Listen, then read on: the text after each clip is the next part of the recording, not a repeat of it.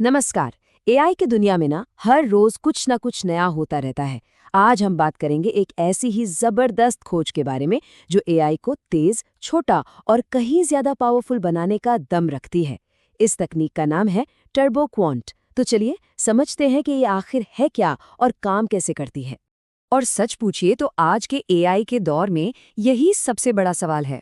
देखिए, जैसे जैसे एआई मॉडल्स, मान लीजिए बड़े भाषा मॉडल या एलएलएम्स ज्यादा शक्तिशाली हो रहे हैं, उन्हें चलाने का खर्च भी तो बढ़ रहा है। उन्हें बहुत ज्यादा मेमोरी चाहिए, बहुत ज्यादा कंप्यूटिंग पावर चाहिए। और बस इसी चुनौती से निपटने के लिए टर्बोकॉन जैसी कमाल की तकनीकें सामने आ रही हैं। तो चलिए सबसे पहले उस असली प्रॉब्लम को समझते हैं जिसे टर्बो क्वांट हल करने निकला है। ये जो मॉडर्न एआई की ताकत है ना, वो अपने साथ मेमोरी और स्पीड की एक बड़ी कीमत लेकर आती है। अच्छा, तो ये वेक्टर्स हैं क्या? आप इन्हें ऐसे समझिए जैसे ये हर जानकारी का एक डिजिटल फिंगरप्रिंट है।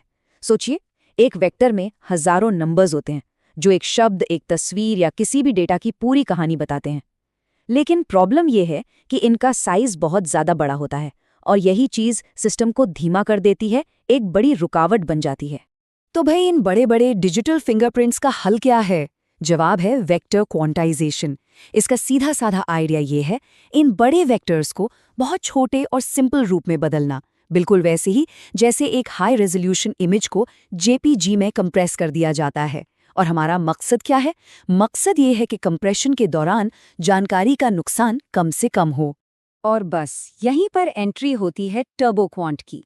गूगल रिसर्च के शोधकर्ताओं ने इसे बनाया है और ये वेक्टर क्वांटाइजेशन की इस मुश्किल चुनौती के लिए एक नया, बहुत ही असरदार और शानदार समाधान है। वैसे तो ये सारे पॉइंट्स कमाल के हैं, लेकिन जो बात सच में ध्यान खींचती है वो है इसका डेटा अज्ञेय होना। इसका मतलब क्या है? देखिए, पुराने तरीकों में ना एआई को काम पर लगाने से पहले उसे ढेर सारे डेटा पर ट्रेन करना पड़ता था। इसमें घंटे, यहाँ तक कि दिन लग जाते थे।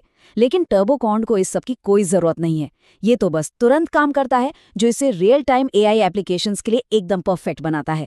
जैसे मान लीजिए कोई एलएलएम आपके सवाल का जवाब दे रहा हो, ये वहीं पर काम कर जाएगा। टर्बोक्वांट का जो पूरा प्रोसेस है ना, वो 2 हिस्सों में काम करता है। पहले हिस्से में ये सबसे कॉमन टाइप की गलती, जिसे मीन स्क्वायर्ड एरर या एमएससी कहते हैं, उसे कम करने पर फोकस करता है। आसान भाषा में कहें तो ये बस ये नापता है कि कंप्रेशन के बाद हमारा नया वाला वेक्टर ओरिजिनल वाले से कितना अलग है। जाहिर है, लक्ष्य इस अंतर को जितना हो सके कम रखना है। और यहीं पर टर्बोक्वांट का सबसे जीनियस आइडिया सामने आता है। जरा सोचिए, एक हजारों डायमेंशन वाले मुश्किल से वेक्टर को सीधे सीधे कंप्रेस करने की बजाय ये क्या करता है? ये उसे रैंडमली, मतलब बेतरतीब ढंग से घुमा देता है। इसका एक बढ़िया सा उदाहरण है स्नो ग्लोब।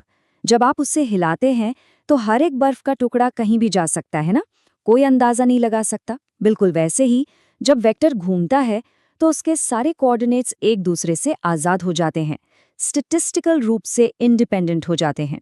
और इस रोटेशन का असली जादू ये है कि ये एक बहुत बड़ी मुश्किल प्रॉब्लम को हजारों छोटी छोटी आसान प्रॉब्लम्स में तोड़ देता है। अब सिस्टम क्या करता है कि हर एक कोऑर्डिनेट को अलग अलग सबसे बेस्ट तरीके से कंप्रेस कर सकता है। इससे ये पूरा प्रोसेस ना सिर्फ बहुत असरदार बनता है, बल्कि अविश्वसनीय रूप से तेज भी हो जाता है, जो कि रियल टाइम एआई के लिए बहुत बहुत जरूरी है। चलिए अब आते हैं दूसरे हिस्से पर और ये देखते हैं कि ये कैसे एक ज्यादा बारीक लेकिन बहुत ही जरूरी समस्या को हल करता है, खासकर सर्च और रिकमेंडेशन सिस्टम जैसे एप्लीकेशंस के लिए। हाँ, तो बात यह है कि सिर्फ एमएससी को कम कर देना ही काफी नहीं होता। कुछ एप्लीकेशंस जैसे कि वेक्टर सर्च में हमें 2 वेक्टर्स के बीच के इनर प्रोडक्ट को बिल्कुल सही सही कैलकुलेट करना पड़ता है। आप इसे ऐसे समझिए कि इनर प्रोडक्ट ये मापता है कि 2 डिजिटल फिंगरप्रिंट्स एक दूसरे से कितने मिलते जुलते हैं।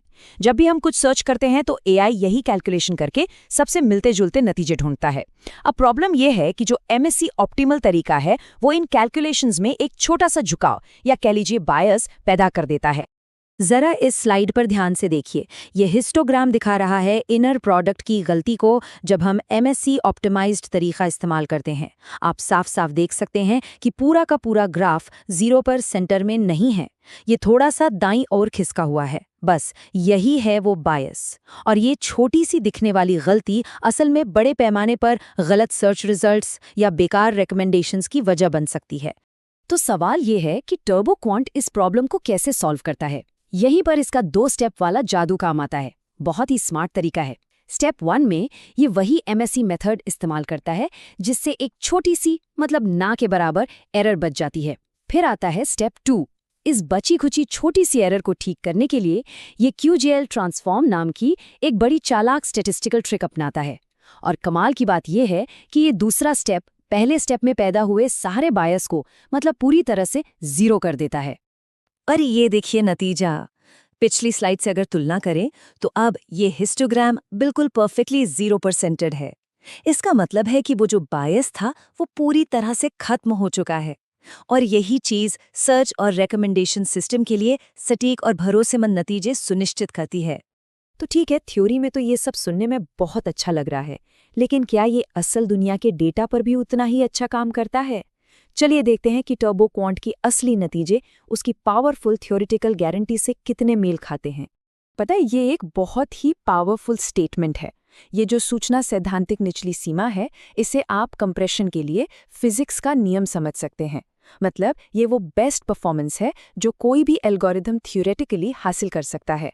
और टर्बो क्वांट उस आइडियल लिमिट के बहुत ही ज़्यादा करीब लगभग 2.7 गुना के अंदर पहुंच जाता है, जो इसे लगभग परफेक्ट बनाता है। ये ग्राफ्स इस बात का जीता जागता सबूत हैं।